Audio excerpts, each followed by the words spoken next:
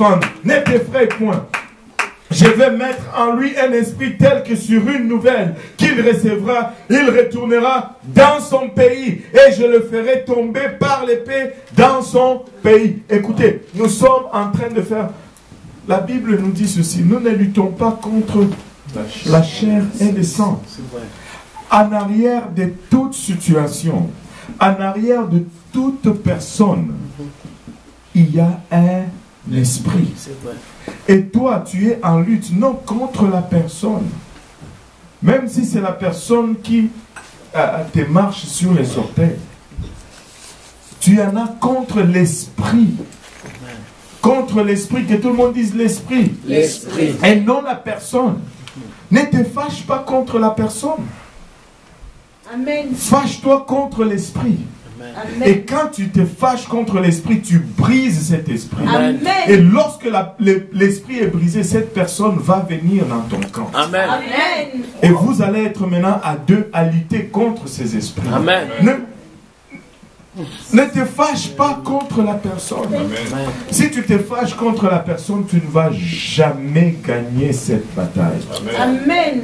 Ceux qui te persécutent, ceux qui luttent contre toi, aime-le. Amen. Aime-le. Amen. Aime-le. Au début, on a dit, aime tes ennemis.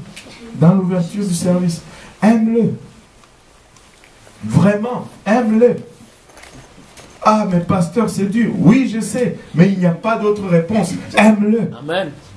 Mais, aime-le tout simplement. Il n'y a pas d'autre voie, il n'y a pas d'autre issue. Aime-le. Regarde ton voisin et lui, aime-le. Aime-le. Parce que si tu ne les aimes pas, tu ne pourras pas briser cet esprit. Vous savez, il y a une chose contre laquelle le diable ne peut rien. C'est l'amour. Un amour sincère. Même le diable lui-même ne peut rien contre cela. Il ne peut rien. Il ne peut rien.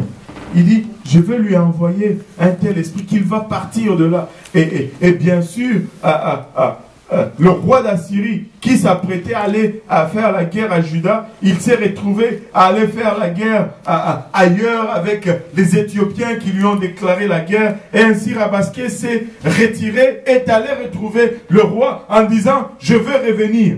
Je veux revenir. Parce que le roi d'Assyrie justement attaquait le Liban dans le verset 8.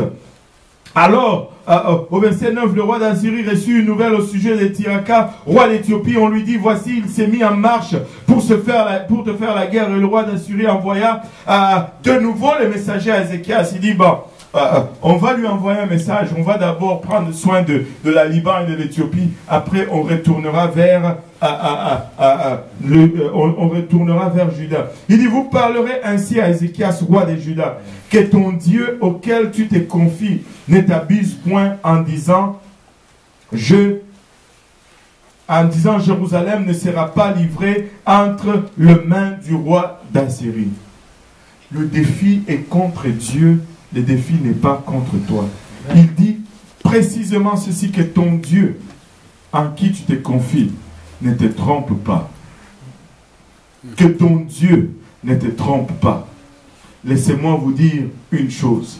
S'il y a une chose que Dieu ne sait pas faire, c'est que Dieu ne sait pas mentir. Amen. Dieu ne sait pas mentir. Dieu dit toujours la vérité. Garde ta confiance dans l'Éternel.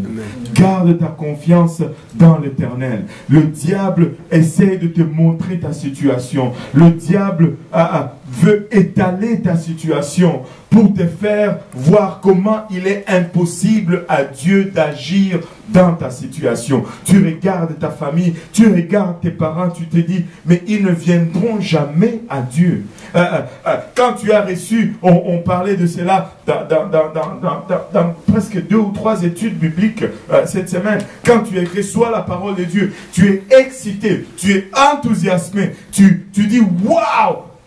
Mais c'est clair, c'est simple. Et là, tu prends cette parole, tu cours avec vers tes parents. Tu dis, wow, regardez ce que j'ai vu. Durant tout ce temps, nous étions dans l'erreur. Regardez maintenant. Wow, c'est clair. Regardez. 1 plus 1 égale 2.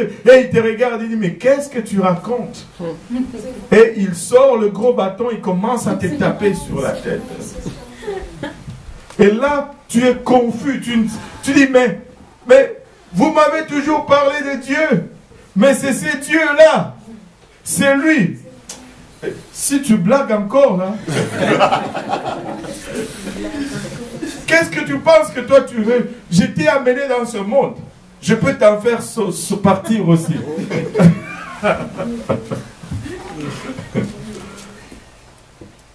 mais la situation semble impossible.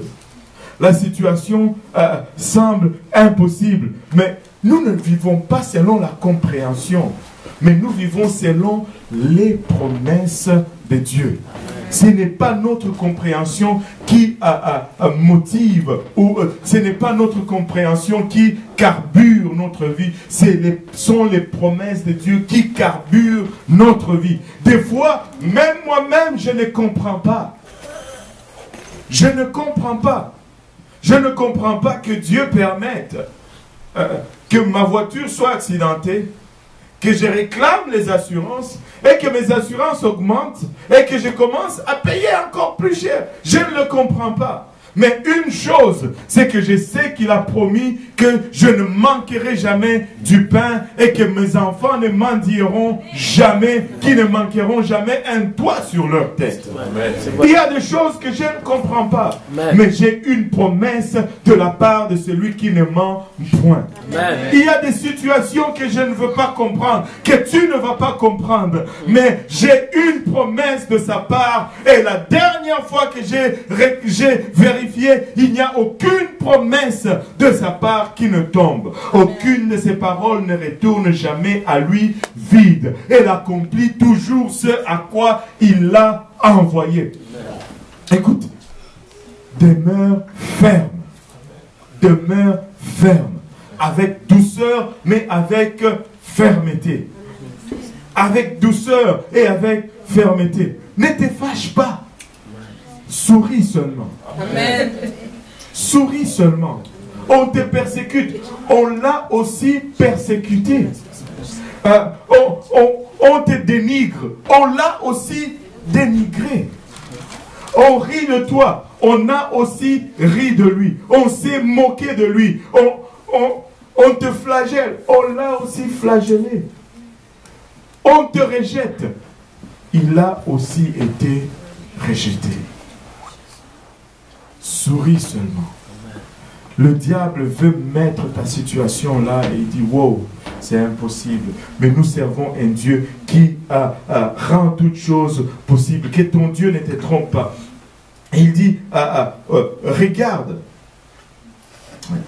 tu seras livré entre mes mains. Au verset 13, il nous dit, où sont le roi de Hamath? Où sont le roi de Hamath?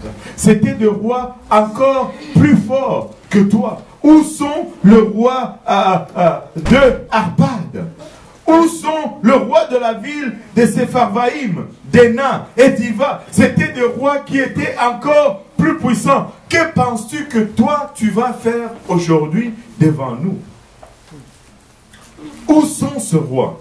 Il y a une différence entre ce roi-là et ce roi-ci. Il y a une différence entre ce peuple-là et ce peuple-ci. Il y a une différence, je vous dis, entre ces personnes-là et ces personnes ici. Et la différence, c'est le rocher sur lequel ils sont appuyés. Amen. Vous voyez le rocher sur lequel nous nous sommes appuyés. Ce n'est pas un rocher qui a été taillé par le main d'homme.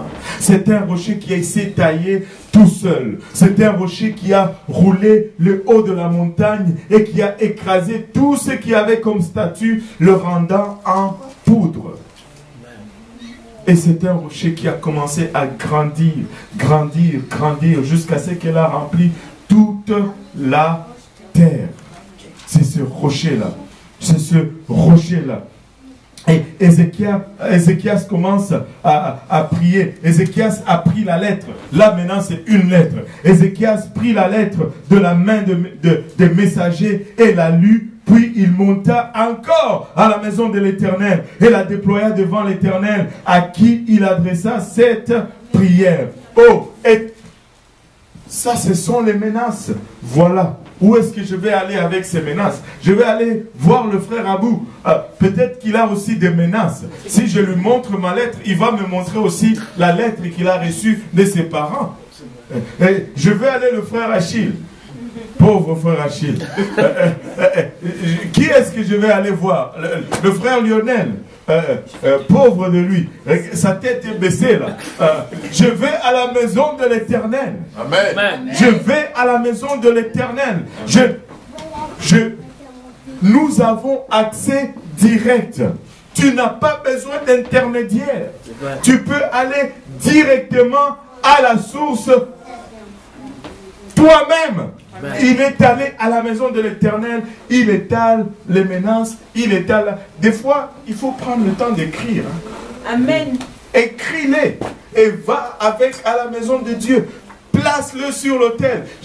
Je veux le faire, Seigneur. Voici ce que j'ai reçu. Maintenant, qu'est-ce que tu vas faire avec ça?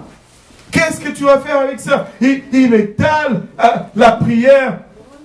Il étale la lettre devant l'Éternel à qui il adressa cette prière. Éternel Dieu d'Israël, assis sur les chérubins, c'est toi qui es le seul Dieu de tous les royaumes de la terre. Ézéchias n'avait pas perdu le nord. Alléluia. Il avait toujours la bonne orientation. Ils peuvent parler, ils peuvent crier, ils peuvent déclarer. Mais une chose est certaine et que je sais, c'est toi, les dieux de tous les royaumes sur la terre. Écoutez, tous ceux qui respirent tirent leur souffle de Dieu lui-même. Vous êtes-vous déjà demandé comment ça se fait qu'on respire? Moi, je me suis déjà posé ces questions-là. Je suis bizarre un peu, je l'admets. Mais qu'est-ce qui fait qu'on respire? Est-ce que c'est la pression de l'air qui pousse? Et puis, ou bien c'est le poumon qui tire, et puis qui... Mais si c'est le poumon qui s'épand et ça aspire l'air, qui commande ça? Est-ce que c'est moi? Parce que des fois, je suis endormi. Mais je respire quand même. Amen. Pourquoi est-ce que quand je dors, je n'oublie pas de respirer? Amen. Tu tires ton souffle de Dieu lui-même.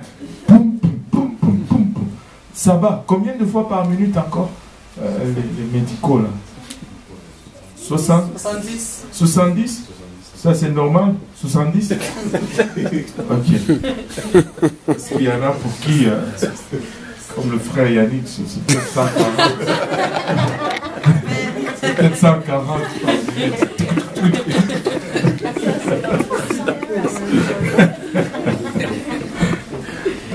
Ce n'est pas... Il n'y a pas une batterie là-bas, là-dedans, là. Mais c'est boum, boum, boum, boum, boum.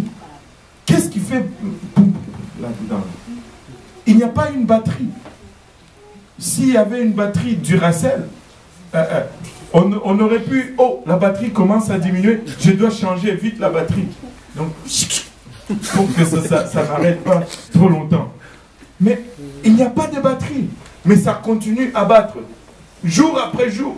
Et ça pompe le sang, ça pompe le sang. Puis un jour, sans que tu ne saches même pas pourquoi, c'est fini.